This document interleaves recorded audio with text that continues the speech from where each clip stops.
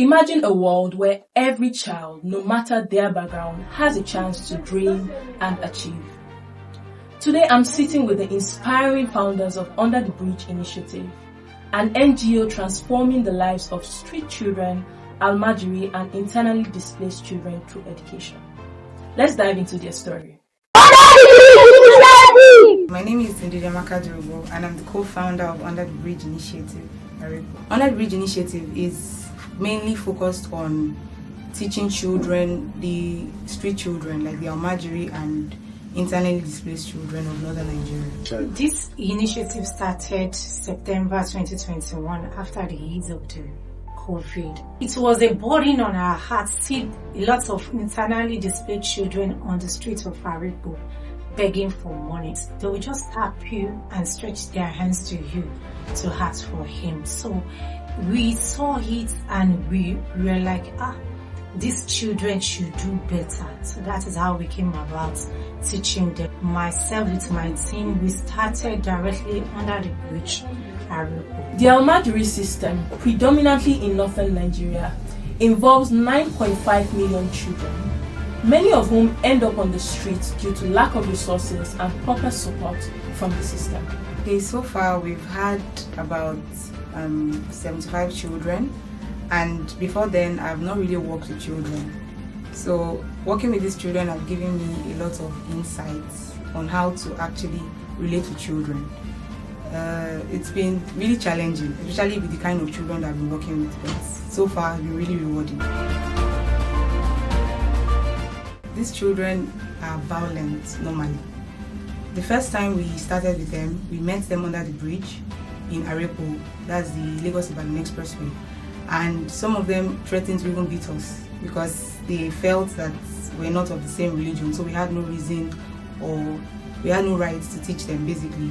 Started with around 35 children and now we are like over 70.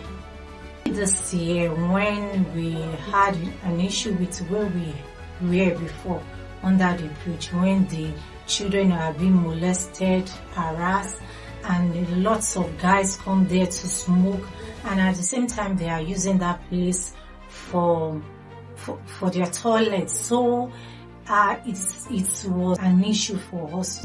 We decided to leave that place to another place, and when we got to another place, the place was not also conducive because there were lots of noises, cars, doors, rain. When it's rain, it follows on us, and when it's sunny at the same time, it's on us. So the place was not conducive and the children were also tired of coming. So we started with the Almajiri children.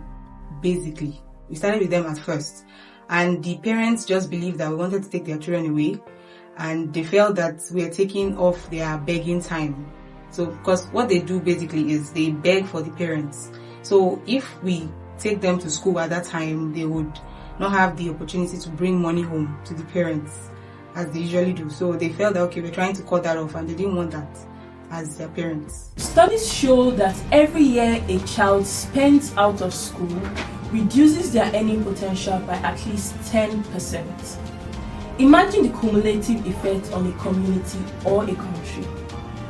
A lack of education perpetuates circles of poverty and inequality. My name is Ajara Ahmed. I am 13 years old. What class are you in? I'm a returning. I'm from Chad. I have 2 brothers and 4 sisters. Okay, so when did you join Under the Bridge Initiative? I joined them on the 26th. Of which month? This year? Yes, I joined them this year. And when I joined them, I'm very happy.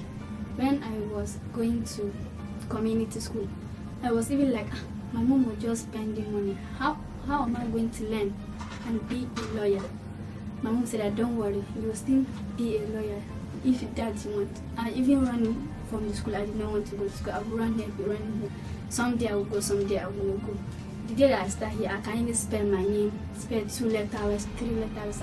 I'm grateful. Are your brothers and sister in the school with you?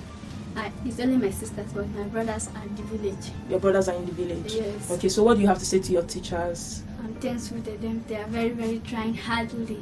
Okay, so do you want to continue with them next year? Yes, I want to continue. I wish to be with them next year. So far we've trained about 75 of them, and we have had about 60 boys and 15 girls. They just believe that the girls don't deserve as much education. Once the girls get to about 14, they believe they should be married off. Conflict in northern Nigeria alone has displaced over 2 million people, with thousands of children being forced into a life of uncertainty, begging on the streets or working in unsafe environments. So we have about 2 girls that got married off because we could not, at the time we started, things are getting better now, but at the time we started, we could not sustain them. So they had to marry off about 2 of them, and we could not do anything to stop that. One of them was 15, another was 14. They believed that the girls were lower than them, so they even beat up the girls sometimes. So right now they are much better. They're not as violent.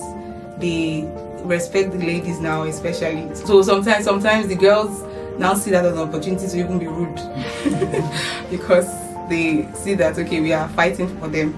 And now they use spoons to eat. They observe etiquettes. They observe hygiene and all that. So I want to be a footballer. And What's your footballer? Yes. So which footballer do you like most? I like Mayu. You like Man U. Do you have any particular person you like most? Yes. Man U. Who do you like Yes. most? Man Ronaldo. U? Ronaldo. when we first started, the financing started with our friends, basically our friends, and our friends and us.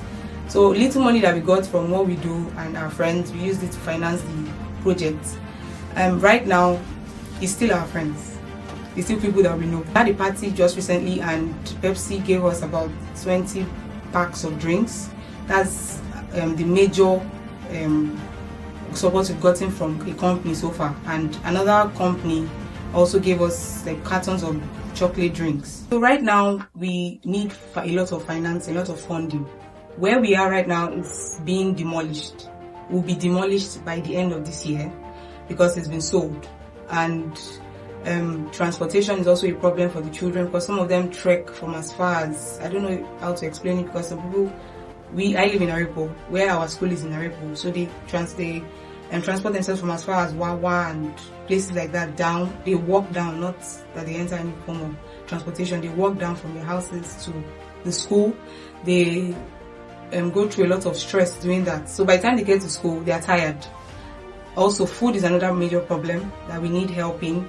We need help also with educational materials for the preschool and the primary 1 to 3 class. I'm using this opportunity to ask that people please support this initiative because right now it's not easy. If I'm going to say, I don't know, it's not easy at all. It's not been easy. For the past 3 years, there's been a lot of struggle, but it has been gone all the way. But one thing that we would need is the support of people, both financially, both as teachers, volunteers, both as if you can provide educational materials to be really good. For the girls, the alternative is marriage. There is no alternative, just marriage. In fact, one of our students right now is our mom is being pressured to bring her to marry her off as soon as possible. For the boys, they would end up as criminals. Some there's this thing they call gong. They pick iron from the streets and sell for very meager amounts. So yeah, that would be the end goal for them. Okay, so this education is very important. Very important. The grace of God, our aim is to have Under the Bridge initiative in every state in this country, Nigeria, even beyond. That is our aim, and we plan to take all the children on the streets back to school. While many countries are working to close the gap in education, Nigeria's unique challenges make it ground zero for this crisis. By supporting initiatives like this, you're helping to solve one of the most pressing global challenges right here in Africa. Every contribution matters, whether you can give of your time, money, or amplify the story. You have the power to change a life today.